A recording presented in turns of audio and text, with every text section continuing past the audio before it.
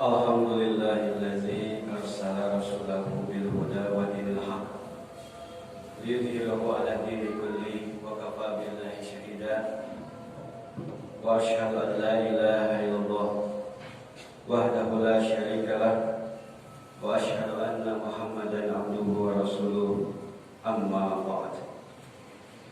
Faqala Allah ta'ala fil Qur'anil Karim a'udzu billahi minasy syaithanir rajim. Inna Allaha la yaghfiru an yushraka bihi wa yaghfiru ma duna dzalik. Al-ayat. Hadirin jamaah Jumat yang dimuliakan Allah Subhanahu wa taala. Pada kesempatan ini khatib diberi tema oleh DKM Al-Fajar, yaitu syirik adalah bahaya yang mengancam akidah. Akidah artinya keyakinan. Bisa benar, bisa salah. Oleh karena itu ulama membagi dua. Ada akidah shahihah, ada akidah batilah. Ada akidah shahihah, akidah yang benar, dan ada akidah batilah, akidah yang batil. Apa akidah yang shahihah? Tauhid. Apa akidah yang batilah? Yaitu syirik. Sedangkan di sini dalam jurus syirik bahaya yang mengancam akidah. Kenapa? Karena pada pokoknya dalam ajaran Islam, kullu mauludin yuladu alal fitrah. Tiap bayi yang lahir itu dalam keadaan fitrah. Artinya apa? Bahwa dia dalam keadaan Islam. Karena sejak dalam kandungan pada usia 120 hari Allah Subhanahu wa taala bertanya, Alastu birabbik? Qalu bala syahid.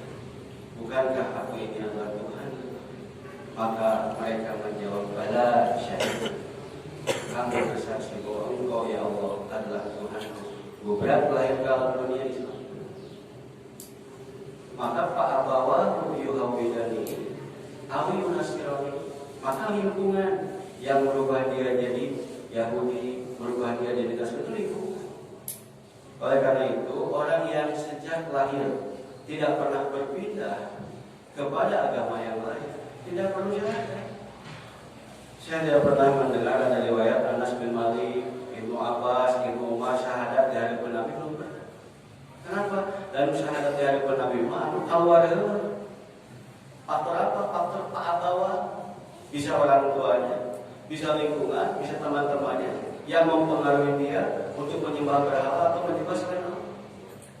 Maka ketika dia meyakini la ilaha illallah, harus syahadat dan keluar dari ayo berapa dan saya di jero di bawah yang tak pernah keluar.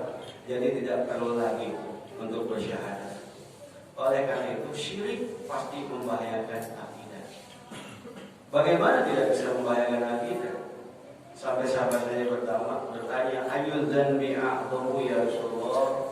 Wahai Rasulullah, dosa apakah yang paling besar? Kita tahu zina itu dosa besar. Korupsi itu dosa besar. Tidak ada yang korupsi boleh. Membunuh dosa besar. Bahkan ketika ada yang bertanya tentang khamar dan judi, yas'alunaka 'anil khamri wal maisir. Mereka bertanya kepadamu tentang hukum khamar, minum, arak dan judi. Fihi ma itsmun kabir. Itsmun kabir, dosa besar. Tetapi tak sebesar syirik. Kadangnya syiriknya lain syirik bahasa Sunda ya. Lantaran beda. Ayatnya ngaranna nyawa dina Quran dina Sunnah, tapi pengertian beda jelas dina. Jika dia fitnah itu kan bahasa Quran, bahasa hadis. Tetapi manakala kita ambil nama atau sebutan fitnah itu, lalu pengertian salah. Di kita fitnah diartikan nuduh orang tanpa bukti, fitnah. Padahal bukan itu. Arti fitnah sesuai dengan makna aslinya artinya apa? Ujian. Baik itu kesenangan, baik itu kesusahan. Wa balawnahum bil khairi wasyarri fitnatan. Kami uji mereka dengan kesenangan dan kesusahan, fitnatan sebagai fitnah. Kita mah nuduh tanpa bukti. Padahal nuduh tanpa bukti, bahasa Qur'annya apa? Tuhmah. Jadi mengambil nama dari Quran Sunnah tapi mengartikan salah, tidak sesuai dengan makna aslinya. Sama syirik juga. Syirik bahasa Sunda beda dengan syirik anu dimaksud Quran. Syirik bahasa Sunda mah lamun batur maju mana panas. Batur kabeli itu, kabeli ieu, boga itu, boga ieu panas. Dan dia ingin bahwa nikmat itu berpindah kepada diri itu. Dia ingin nikmat yang ada pada tetangganya itu rusak, hilang, dan berpindah kepada diri. Tah eta mah disebut lain syirik di bahasa agama disebutna hasud. Di mana disebutna syirik. Beda syirik. Ai syirik mah menyekutukan Allah. Baik itu menyembah selain Allah atau menyembah Allah juga menyembah yang lain itu syirik. Atau syirik itu mengakui ada kekuatan yang seimbang dengan Allah. Oleh karena itu yang dinamakan syirik bukan hanya menyembah Yesus misalnya, menyembah Siddhartha Gautama, bukan.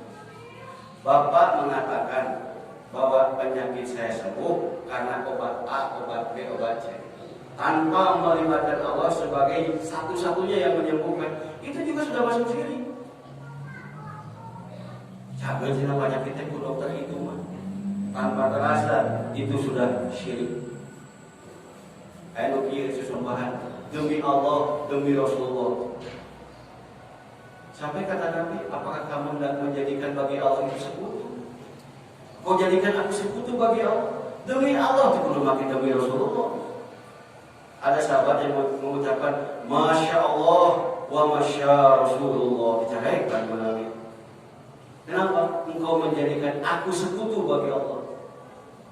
Jadi saya mengadamangkeun teh Allah mengadamangkeun. Eta mah wasilah, nah eta mah cukup lantaran. Dan itu pun belum tentu. Aya anu ku dokter teh cageut tapi enggak mau. Aya anu diantep we di mata ka dokter ini cageut. Ikhtiar eta. Ikhtiar. Bukan semata-mata yang menyembuhkan dia, bukan, itu ikhtiar dan ada pahalanya bila kita berikhtiar. Hadirin hadirat yang dimuliakan Allah Subhanahu wa taala. Jadi kembali kepada hadis Nabi ketika Nabi ditanya, "Ayu dzambi Allah?" Dosa apa yang paling besar? Nabi menjawab, nomor hijinya asyirku billah. Syirik kepada Allah. Bahaya betul ini syirik. Umar bin Khattab itu bila tawaf, bila dekat dengan batu, dia mencium batu. Kalau jauh maka dia dengan menggunakan isyarat. Para sahabat dikhawatirkan oleh Umar disangkana dina batu Hajar Aswad teh aya nanaonan nepi ka tikun dicium. Maka dalam satu hadis yang diriwayatkan oleh Imam Bukhari, Anna Umar, suatu ketika Umar Qobbalal Hajar, mencium batu, yaitu Hajar Aswad. Waqala, dan Umar berkata kepada batu. Sebenarnya bukan berkata kepada batu, karena pada waktu sahabat banyak, sekaligus mengajari sahabatnya. Lalu Umar berkata, "Wallah, demi Allah, inni la uqabbiluka, sesungguhnya aku menciummu." Batu itu. Wa inni la'alamu annaka hajar, dan sesungguhnya aku tahu bahwa engkau adalah batu. Nuhana batu mah batu we pokoknya. Ulah nanggap aya kekuatan saleuwih tinu ngaranna batu. Lamun dina batu eta aya kekuatan saleuwih tinu ngaranna batu, leuwih ka nanggap batu eta teh leuwih mulia patan urang jelema. Padahal mau aja dari lapor karomna batu, lapor karomna hajar lagi, lapor karomna bani ada. Mana jelema-jelema batu berbatunya. Maka Umar mengajari sahabat dengan cara ngomong ke batu, "Innaka hajar, engkau ini batu, wa anta la tadulu wa la tanbau, dan engkau ini tidak mendatangkan manfaat, tidak mendatangkan madarat. Moal ngabahayakeun, moal ngare manfaat." Ayeuna masih kene teh percaya, ieu batu ali ieu. Lamun dipoleskeun karena penyakit sakit, naon kitu. Tah uji mati teh gagang jadi payu ku batu atawa sarupaning benda-benda naon di luar batu nu ngaranna benda gitu. Lah tatur walatat karena khawatir syirik teh dosa gede. Lamun kabawa maut tarakan abadi. Beda dengan orang yang membunuh dina kanarakan lagi bakal kesangka surga asal la ilaha illallah nah tauhidna. Orang pernah korupsi kemudian dia disiksa di neraka karena korupsi, dagingnya bakal ke surga. Asal la ilaha illallah nah bener. Tapi lamun geus dianggap siga kitu tadi contohna eta kagak la ilaha illallah. Berarti lamun ka neraka ya kudu di neraka apa? Ini dari mana? Dosa syirik teh dosa pangwadana. Doraka ka indung, doraka ka baba dosa gede, tapi jeung syirik mah gede syirik. Hati-hati. Umar sampai menyatakan itu. La tadur wa la tanfa. Kecuali pun kieu toh iqatu alifat. Lamun digetokkeun kana sirah maneh bejo eta beda deui eta. Itu bukan syirik eta. Tapi ada kekuatan gaib. Gaib tekekeun ke batu tu sirah batu bejo mah kekuatan gaib eta mah dohir. Bukan kekuatan gaib. Jadi teu nyambung ku akal. Ya. Kita lihat di sini tadi wa annaka la tadur wa la tanfa'u, bahwa engkau batu tidak memadorotkan, tidak membahayakan, juga tidak memberi manfaat. Sugan ke batu ini dagang jadi payu, penyakit jadi cakir. Batu hajar aswad ya. Kau mau batu-batu mulai, ini hajar aswad, kuku umat tapi kan gitu-gitu hajar aswad. Walau la anni ra'aitu Rasulullah sallallahu alaihi wasallam yuqabbiluka ma qabaltuka. Seandainya aku tidak melihat Rasulullah mencium kamu waktu tawaf, aku pun tidak akan mencium kamu. Jadi kunaon atuh hajar aswad dicium?